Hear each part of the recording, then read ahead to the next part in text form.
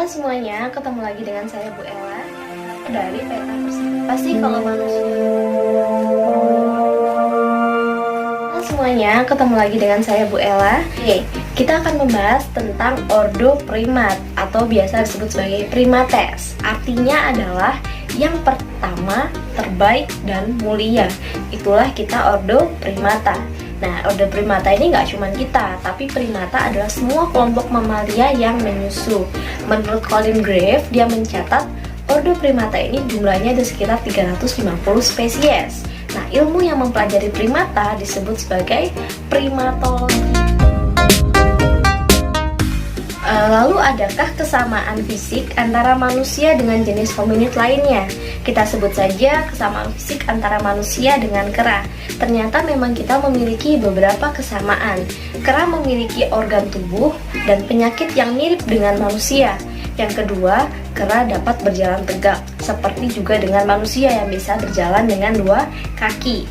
Kera memiliki cara hidup yang mirip dengan manusia. Nah, ini ada beberapa video yang menjelaskan tentang kemampuan kera dalam melakukan tes memori. Silahkan dilihat. Jenis kera atau hominid itu punya kemampuan untuk belajar. Makanya kalian gak usah kaget kalau misalnya ada beberapa jenis kera yang bisa dilatih sehingga mereka bisa seperti topeng monyet itu bisa naik sepeda, naik motor, belanja ke pasar, dan seterusnya. Karena mereka memang memiliki kemampuan untuk belajar. Yang kedua, antara jenis hominid itu mempunyai hubungan yang erat antara ibu dan anak. Jadi kalau kalian sering melihat kera, itu kalau biasanya dia anaknya masih kecil, dia akan gendong anaknya itu kemana-mana. Dan anaknya juga tidak mau lepas dari ibunya sampai dia nanti cukup dewasa. Nah, sisi yang ketiga adalah mampu berorganisasi sosial. Sama dengan manusia, hewan-hewan jenis hominid itu juga bisa ada organisasi sosial. Mereka bisa hidup berkelompok dan saling bergantung antara anggota kelompok. Mungkin kalau kalian pernah lihat, biasanya ada beberapa jenis kera itu yang hidupnya berkelompok. Dan biasanya kalian bisa melihat mereka ketika lagi petan. Petan itu sedang mencari kutu, terus mereka jejer-jejer, terus saling mencari kutu dan seterusnya. Yang keempat, itu mereka bisa bersuara atau berpesan. Kita sering bisa melihat monyet yang sedang marah atau sedang senang. Mereka bisa mengeluarkan sedikit suara untuk menandakan ekspresi mereka. Jadi mereka bisa berteriak bahwa mereka marah, mereka bisa tersenyum dan seterusnya. Dan mereka juga bisa usil loh kepada manusia. Pernah nggak sih kalian bertanya jenis manusia purba apa ya yang tertua yang ada di dunia? Mungkin ada yang tahu apakah dia Meganthropus paleojavanicus atau Pithecanthropus erectus atau jenis yang lain, Neanderthalensis mungkin? Ternyata jenis manusia purba yang paling tua di dunia itu adalah jenis Australopithecus. Nah, Australopithecus itu diduga sudah hidup sejak 4 juta tahun yang lalu. Australopithecus africanus artinya adalah kera dari Afrika Selatan. Diduga manusia purba jenis ini sudah hidup sekitar 3-2 juta tahun yang lalu. Ciri fisiknya, tingginya sekitar 1,5 meter, volume otaknya 450 sampai dengan 600 cc, hidup secara nomaden, dan diduga sudah dapat berjalan dengan dua kaki atau bipedal. Siapa sih yang menemukan?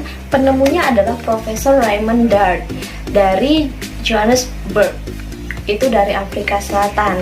Nah, dia menemukannya itu di wilayah Ethiopia, Tanzania, dan juga Kenya. Dia menemukan fosil ini di tahun 1924.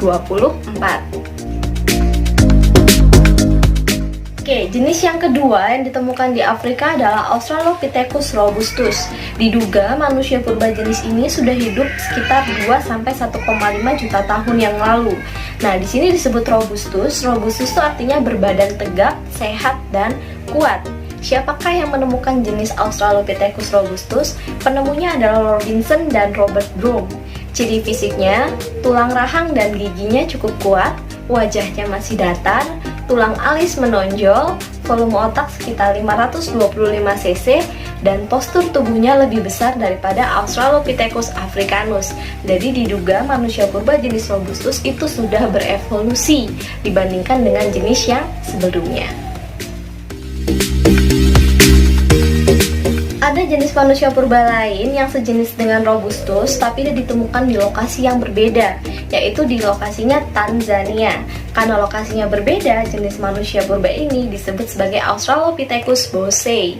Fisiknya sama dengan Australopithecus robustus, namun lokasinya berbeda. Nah, ini adalah contoh dari gambar Australopithecus boisei. Jenis lain yang ditemukan di Afrika adalah Australopithecus afarensis. Tokohnya adalah Zeresenai, ditemukan tahun 1999 dan lokasinya lagi-lagi ditemukan di Ethiopia, tepatnya di lembah Aftar. Ciri fisiknya, fosil ini memiliki tengkorak sebesar kepala monyet. Diduga fosil yang ditemukan itu adalah fosil bayi. Yang kedua, gigi susu dan gigi dewasa masih belum lengkap. Nah, ya ini yang paling penting. Dalam fosil yang ditemukan Australopithecus afarensis ditemukan tulang hyoid. Nah, tulang hyoid inilah yang menandai bahwa jenis manusia purba ini sudah memiliki kemampuan dalam berbicara. Jadi evolusinya sudah semakin sempurna. Sepertinya jenis afarensis itu sudah memiliki kemampuan berbicara. Nah, itu tadi jenis manusia purba Australopithecus. Jadi kalau kita simpulkan secara umum, ciri fisiknya adalah antara batas pinggang ke atas sepertinya masih menyerupai kera. Mungkin IQ-nya sekitar 75-85, setara dengan gorila dan simpanse. Tapi otaknya masih terus berkembang seiring dengan kemampuannya, terutama kemampuan untuk berjalan tegak. Nah, yang keempat, diduga jenis manusia purba Australopithecus itu masih memakan tumbuhan dan hewan dan memiliki fisik yang lebih besar dan juga kuat. Kenapa sih kalau manusia berjalan dengan 4 kaki lalu berubah menjadi bipedal atau 2 kaki? Itu merupakan proses yang penting. Kemampuan berdiri dengan 2 kaki itu membuat tangan menjadi bebas. Jadi tugas tangan ini dapat dialihkan untuk melakukan pekerjaan yang lain, terutama untuk membuat dan juga menggunakan alat.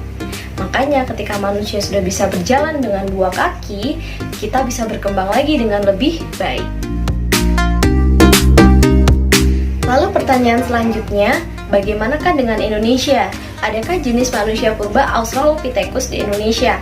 Ternyata ada loh jenis Australopithecus di Indonesia, tapi namanya berbeda. Di Indonesia mereka disebut sebagai Meganthropus paleojavanicus atau manusia raksasa dari Jawa. Lokasinya ditemukan di Sangiran, itu wilayah Jawa Tengah, tahun 1936 oleh GHR von Koenigswald. Nah, jadi nggak usah takut, karena ternyata Indonesia tidak terlalu tertinggal. Di Indonesia juga sudah ada manusia purba yang tinggal di sana.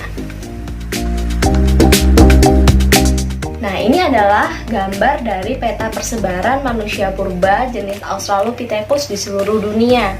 Jadi ternyata mereka sudah menyebar ke berbagai wilayah dan secara umum ciri fisiknya masih sama. Nah, nanti kemampuan Australopithecus untuk berjalan tegak itu akhirnya menjadi cikal bakal munculnya jenis manusia purba baru, yaitu jenis Homo. Nah, jenis Homo ini juga nanti menyebar ke seluruh. Itu penjelasan saya tentang manusia purba jenis Australopithecus. Silakan kerjakan modul kalian dulu ya. Nanti kita ketemu lagi di penjelasan selanjutnya, yaitu tentang manusia purba jenis Homo.